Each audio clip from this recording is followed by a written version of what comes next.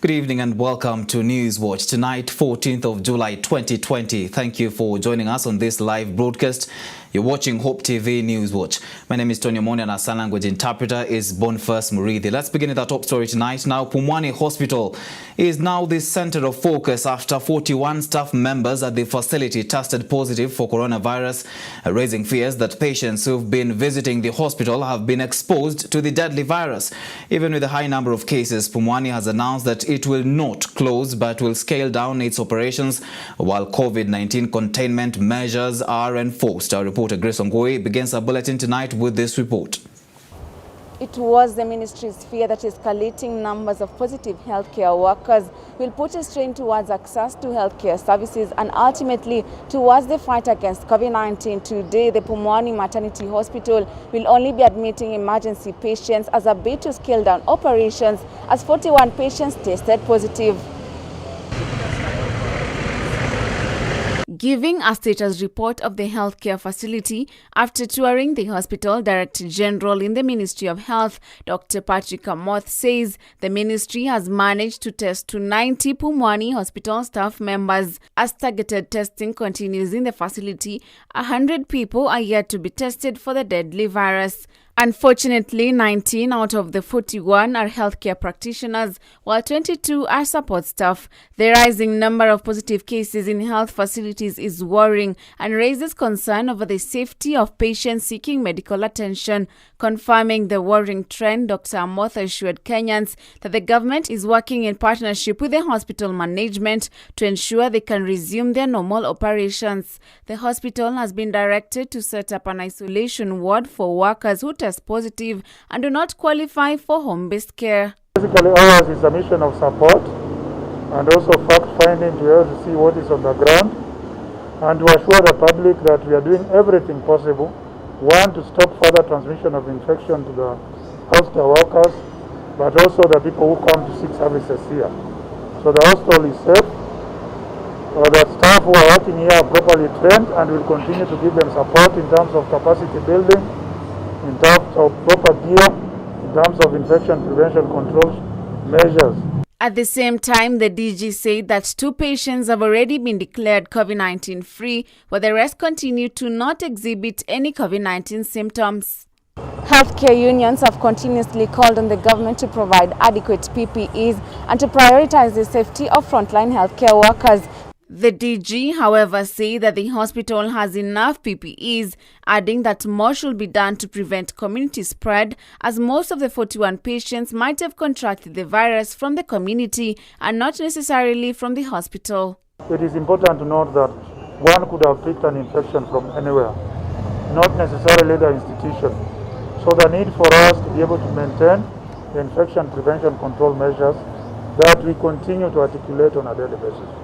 The question that remains unanswered is the status of the families with whom they have interacted, as well as the patients whom they handled, in view of the fact that the hospital mostly deals with delivering moms whose immunity and that of their newborn babies may be compromised. Clarifying the matter, the management of the hospital says, "We don't have any baby exposed to the COVID yet, only 3 mothers."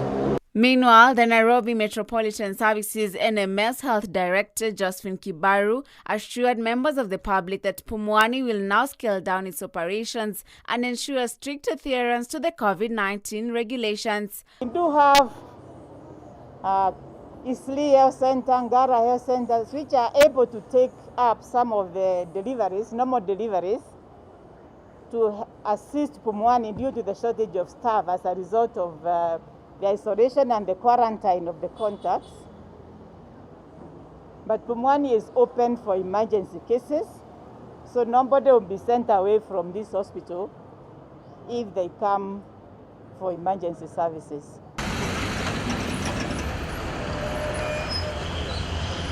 Grace Ongoi, Hope TV Newswatch, Pumwani. Now, a section of health workers' unions have opposed the alleged proposed amendment bill on health laws by the Ministry of Health. Speaking in Nairobi, the union representatives claimed that the purpose of the proposed amendment is to alter the composition of the professional regulatory body by populating them with the lay persons of interest. They have warned that if the proposed bills are not stopped, then they will fight back by going to the streets. Alice Diana has this story. When a healthcare worker contracts... The health sector unions say they have premeditated on the proposed amendment bill and strongly feel that the memorandum of objects provided is superfluous and is without merit. Do not start a war with healthcare professionals at a time when the country needs them. Those miscellaneous amendments are in bad faith, and if they proceed with those amendments, then as healthcare workers, all these healthcare workers you see here shall come together and give a very strong statement. And statement is not by words, but by action. While opposing the Health Law Amendments Bill 2020 that seeks to make various wide-ranging amendments to the various health-related statutes on matters related to health policy, the healthcare unions and societies allege that the cartels in the health sector want to take advantage over the healthcare workers during this period that they are immersed in the fight against COVID-19 by sneaking their amendments against the wish of the professionals to suit their vested interests in a convoluted manner. Healthcare workers are the ones who are providing that service that is needed to enable the country go back to normalcy and to enable us eradicate the disease. So it is in bad faith that the Ministry of Health, and we know there are cartels there that have been talked about by the CS Honorable Kagwe. If you read those amendments, there is one office that is constantly appearing to try and control healthcare workers and get healthcare workers out of the councils that regulate health professionals. We are saying that personal protective equipment can only be seen to be there when they are protecting our workers, our members. But they cannot seem to be there because somebody in other house is shouting and taking tea of 4 million shillings in a day. It cannot seem to be there. The leaders also decried conditions of service for healthcare workers. They accused the government of not doing enough to protect the frontline workers who are handling COVID-19 patients in various hospitals. For this, they are calling for compensation for healthcare workers who contract COVID-19 in line of duty. They are saying healthcare workers contracting pandemic COVID-19 virus in the hospitals while they are in the line of duty must be compensated, and we have given those proposals to be considered. The health sector unions have reiterated that they oppose the proposed amendments to health laws, saying they are in bad faith, and have called on Health Cabinet Secretary Musalia Mudavadi to focus on their agenda to combat COVID-19 and protect the interests of healthcare workers. Reporting for Hope TV News Watch, I'm Alice Diana. Meanwhile, the country has reported 497 new coronavirus cases, raising the total number of infections in the country to 10,791. Health Chief Administrative Secretary Dr. Mercy Mwangangi said the new cases emanate from a sample size of 4,922 tested over the last 24 hours. In the new cases, 480 people are Kenyans, while 17 are foreigners aged between 2 to 81 years. Nairobi County is leading with 292 cases, followed by Kiambu with 62. Kajiado has 51, Machakos has 30, Mombasa has 28, Busia 10, Uasin Gishu 8, Nakuru 5 and Makueni 3. At the same time, the country has discharged 71 more people, while 5 patients have died.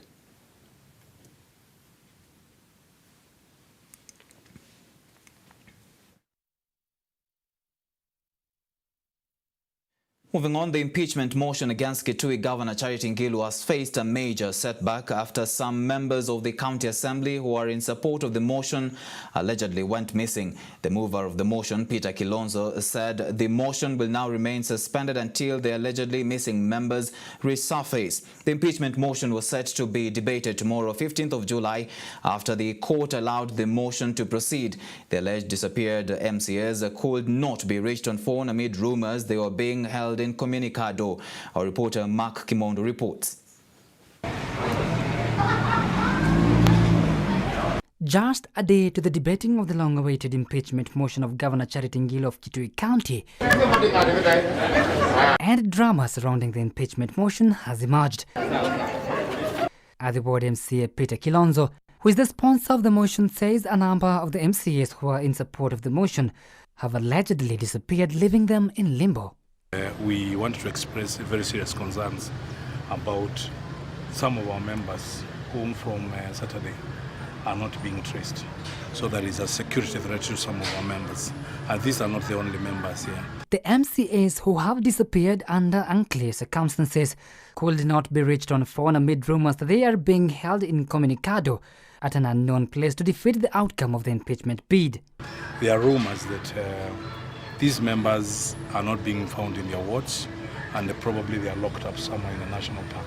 We don't know whether it is a kidnap, we don't know whether they are safe. The impeachment motion, which had been slated for debate on June 29, 2020, had suffered another drawback after Governor Ngilu obtained conservatory orders from the High Court to halt her ouster debate. The governor was then expected to appear before the county assembly for the impeachment motion. This after Justice Weldon Korir dismissed Ngilu's petition as lacking merit, paving way for the motion to proceed before the county assembly. This unfolds just a month after some Kirinyaga MCAs spent the night at the county assembly as they prepared to debate the impeachment motion against the governor Anne Waiguru. Kitui Kupet Executive Secretary Kioko Mutia asked the two warring arms of the government to shelve their differences and embrace dialogue for the sake of realizing meaningful development in the county. Hii vita si vita ya kusaidia na kucombine na kuleta development Kitui. Hii vita inamaliza maendeleo. Dialogue must be given a chance. 2, that both parties must leave their hardline positions immediately and come to the table to negotiate. As the impeachment motion continues to see turbulent times, Kitui MCAs have been forced to reschedule the debating for the motion to a later date to be announced. Mark Kimondo for Hope TV. With our story from Mark Kimondo, let's take a short commercial break on News Watch. We'll be back with more.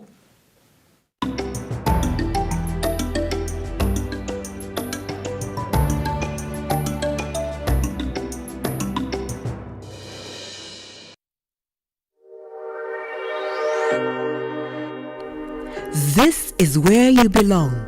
Victory Gardens Kitengela by Optivan. This gated community is fully developed, filled with ultra-modern value additions such as Maram roads, electricity, solar street lighting, water, 24/7 security, and trees planted in every plot. Victory Gardens is close to high-end international schools, banks, shopping malls, hospitals, and much more. This is a masterpiece project. Invest in value. Call us today on 0702 8310 83 or visit www.optivan.co.ke. Optivan, celebrating 20 years of serving you. Experience the difference. Only God can turn a mess into a message. I have a boy on a wheelchair. I'm still preaching on the pulpit. Amen. Niliona mguu ya nyuma inakuja tu kunikanyaga imenilenga tu kwa tumbo. Nikaitana tu Jesus. I got tired of working with the x-ray papers and one day I just woke up and decided to burn them. A test into a testimony. The whole community didn't want to hear that anybody is born again. Excommunicated straight. Bila Yesu hakuna njia. Join Sharon Naitore Wangenye on Testify. Katika hiyo harakati hiyo spirit ikakemewa, mimi nimeona Yesu Kristo namna hii. Kwa msalaba. Hallelujah! Hallelujah! Every Thursday at 8 p.m. for a moment to grow your faith some more.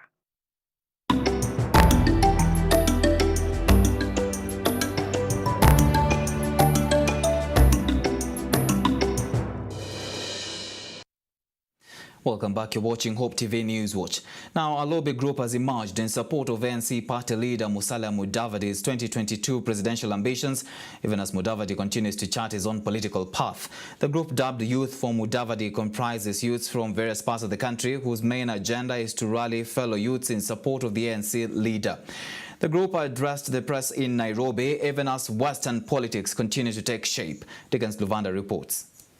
We have a common objective. ANC party leader Musalia Mudavadi has received a major political boost after a group of youth vowed to support his presidential bid. Mudavadi is in history the youngest minister, having joined the cabinet at the age of 27. He has served in almost all ministries, and his track record is there for everyone to read. So we are giving this country a presidential material that has been tested and tried. The youth under the Youth for Mudavadi umbrella say it is now time for the former Vice President and Finance Minister to lead Kenya as the 5th president after he unsuccessfully vied in 2013 and later supported ODM party leader Raila Odinga in 2017 and Uhuru Kenyatta in 2002 elections. Right now, Uhuru is going to end his term in 2022. We are urging him. Now it's his time to back Musalia Mudavadi. In 2007, Musalia stood strongly with Raila Odinga. Now it is his time to back him fully. In 2013, he tried his first stab to the presidency of this nation. Unfortunately, he became third. 2017, he also was not selfish. He supported fully Musalia Mudavadi. He supported fully Raila Odinga. Now, if this time he says now he wants to vie, why can't Raila Odinga now be honest and now fully support him? The group has pointed a blaming finger against President Uhuru Kenyatta's administration, saying it has neglected the youth of this country in terms of employment, despite a huge chunk graduating yearly from both universities and technical institutions. The lobby group addressed the press in Nairobi, where they also put on notice some of the leaders in Western Kenya, saying they have betrayed Mudavadi, despite him standing with them side by side in shaping their political careers. Kwa sasa kile tunafanya saizi ni kuelimisha vijana wachukue kitambulisho, wachukue kura ili wawe tayari kusupport Mheshimiwa Musalia Mudavadi. Mudavadi, who has vowed not to work with the ruling Jubilee Party. If you are confident and you know you have the people with you, then why are you worried about Musalia? Already declared his 2022 presidential ambitions and has called on leaders from the Mlembe Nation to support his presidential bid. Kwa hivyo sisi tuko behind nani? Mudavadi. Na tutaongea sisi wote kwa lugha ya Musalia Mudavadi. Dickens Luvanda, Hope TV News Watch. The Chief Registrar of the Judiciary, Anna Madia, said the government is looking at employing 50 magistrates to clear the case backlog facing the judiciary. Addressing the press in Kakamega County, where she inspected the state of Kakamega law courts and other sub-county courts in the county, Amadi said following the scaling down of operations, cases during this season have piled up and therefore the government must act to ensure the backlog is eased. She said the swearing in of judges would also come in handy during this COVID-19 season. Kwa wakati huu wa corona kesi zimeongezeka kwa sababu hatuwezi kusikia kesi nyingi kama vile tulikuwa tukifanya hapo awali. Lakini mwezi huu ama mwezi wa 8 hapo tutakuwa kuna magistrates ambao tutafanya advertisement. Tunataka kuandika magistrates wengine 50. Kwa hivyo tukiongeza magistrates wataweza kugawana hiyo kazi, alafu tuone kama tutaweza kupunguza idadi ya files. Na pia kuna wale judges ambao tunangojea waapishwe, wakiapishwa pia watatusaidia kupunguza kazi. President Uhuru Kenyatta has commended parties to the South Sudan peace process for the progress achieved so far in recent months, despite the health and economic difficulties posed by the COVID-19 pandemic. Uhuru underscored the setting up of the executive arm of the revitalized Transitional Government of National Unity, the agreement on responsibility sharing at state level, as well as the appointments of the state governors as key success indicators in the peace process. The president spoke at State House, Nairobi, during a virtual meeting of the 36th Assembly of IGAD Heads of State and Government. President Uhuru cautioned against an increase in communal violence, saying the insecurity risks worsening the already dire humanitarian situation in the country. I wish to note that in the last 5 months, we have indeed witnessed a positive political momentum in the South Sudan peace process.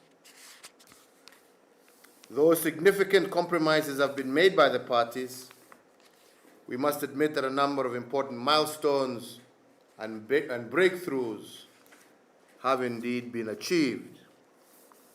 The establishment of the executive of the new revitalized Transitional Government of National Unity and the agreement on responsibility sharing at the state level, as well as the appointment of state governors, has set the foundation for the transition period.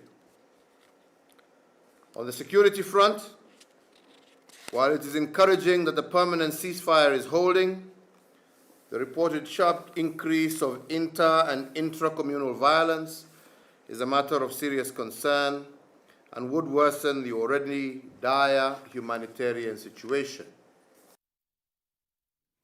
To Kakamega County now, Kakamega Governor Wycliffe Oparanya has launched a 90 million shilling water project in Kakamega that will benefit local residents. Speaking after the launch of the construction of a 5,000 cubic meter water tank in Shinyalu, Oparanya said his administration will ensure all residents have access to clean water. The 5,000 cubic meter water tank will provide clean water to citizens in the sub-county and its environs.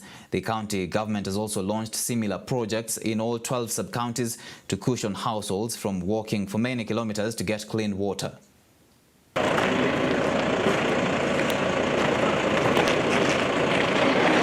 Hii ni projekti kubwa ambayo itakarimu serikali ya kaunti karibu milioni 90, 90 million Kenya shillings. Hiyo si pesa chache, lakini sisi kama kaunti tumelenga mambo ya maji iwe mambo ya muhimu katika bajeti yetu. Tuone ya kwamba wamama hawaendi kwa mto, maji iko karibu nyumbani. Hiyo ndio lengo la kaunti. Tukifika miaka miwili iliyosalia, karibu kila mtu atakuwa na maji ya mfereji karibu na kwake. Siwezi kusema itakuwa 100%, lakini tutajaribu tuone, hata tukiwa 70% tutakuwa tumeenda hatua fulani. Hiyo ndio mpango ya maji. Tayari leo vile mnaona hizo malori sina pipes, na hizo pipes ndio tunataka sifanye connections ya hii maji na yale maji ambayo iko mahali pengine katika hii sub-county ya Shinyalu. Sasa ile tunafanya connection ya maji, wataleta mfereji mpaka kwako nyumbani. News Watch now takes another short break. When you come back, we'll be looking at what is happening in business. Keep it Hope TV.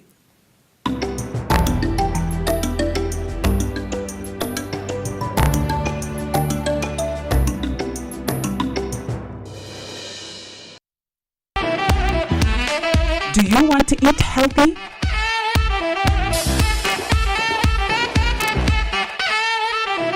Snacks?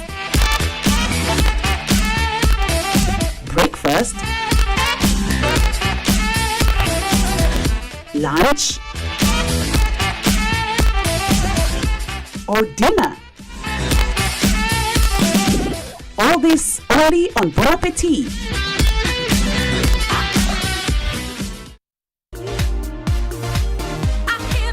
Welcome to Activate.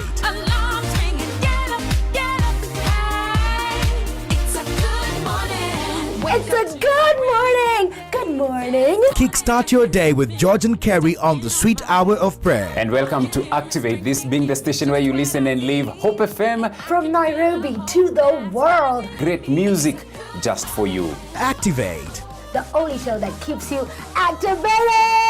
Yes, indeed. Activate every weekday morning from 5 a.m. to 9 a.m. only on Hope FM, where you listen and live.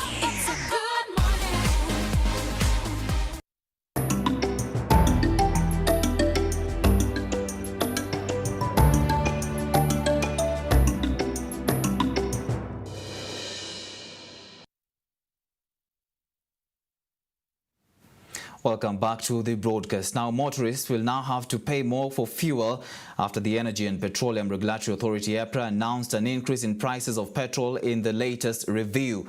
Petrol will now retail at 100.48 shillings per litre in Nairobi, diesel at 91.87 shillings per litre, while kerosene will retail at 65.45 shillings per litre. According to EPRA, the changes in this month's prices are as a result of the average landed cost of imported super petrol increasing by 12.64% from $248.21 per cubic meter in May 2020 to $279.58 per cubic meter in June 2020, and diesel increasing by 32.16% from $228.62 per cubic meter to $302.15 per cubic meter.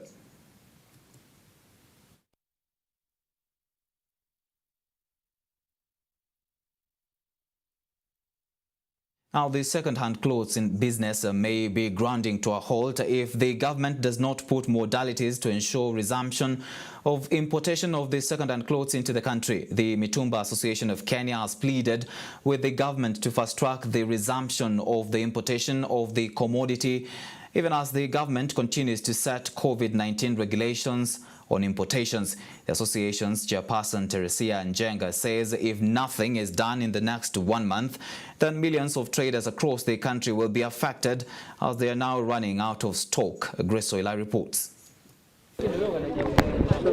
Second-hand clothes traders are now calling on the government to speed up the arrangements of lifting the ban on the importation of the products that was imposed 2 months ago by the Ministry of Trade, Industrialization and Enterprise Development through the Kenya Bureau of Standards (KEBS) as a temporary measure to curb the spread of COVID-19.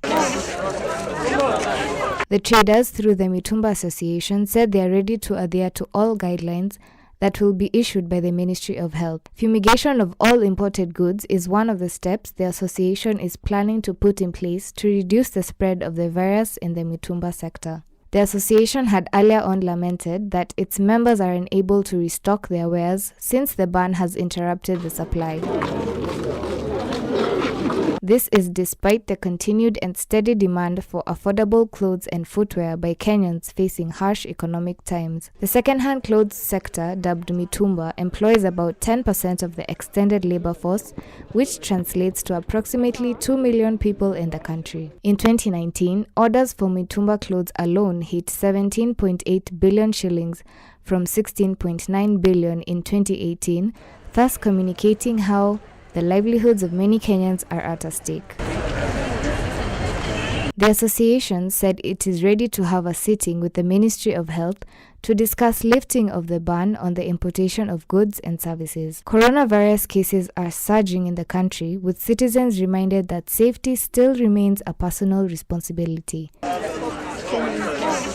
The question remains, will the permit to import goods and services at this time improve the lives of second-hand clothes dealers, or will it be the center of coronavirus transmission? Reporting for Hope TV Newswatch, I'm Grace Soila. Bamburi Cement Limited says it will give 15.6 million shillings to boost the fight against COVID-19 in the country. The company has already given 5 million shillings as direct cash contribution to the government's COVID-19 Emergency Response Fund, which was set up by President Uhuru Kenyatta. Now, a further 5.2 million shillings has been allocated for the purchase of personal protective equipment for caregivers in public hospitals and digital thermometers for use in hospitals, dispensaries and rapid response teams. Speaking during the check handover to the COVID-19 Emergency Response Fund Board, Bamburi Cement Group Managing Director Sadiq Hassani said that the contributions made by the company go towards humanitarian support of the vulnerable members of the society, and that the company will be looking forward to partner with stakeholders in providing intervention in areas of need. The company has additionally set aside 3 million shillings as further support to the community.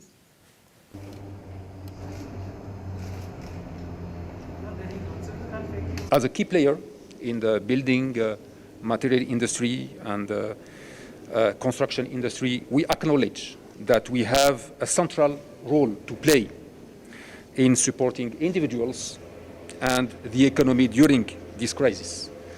And we will do all what we can in facilitating rapid and sustained economy recovery. We have also given 4,000 of our customer and transporter drivers, they have received masks and sanitizers as they visited our plants.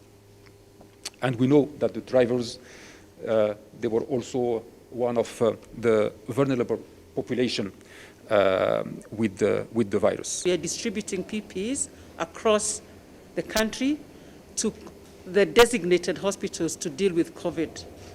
And we've promised the country we are going to spend 1.4 billion shillings in PPE, and this in buying PPE, and we think this is enough for the next 18 months. All right, we have now come to the end of this live broadcast. Thank you so much for keeping us company. We'll meet again tomorrow, same time. My name is Tony Omondi, and our sign language interpreter has been Boniface Murithi. Good night, and God bless.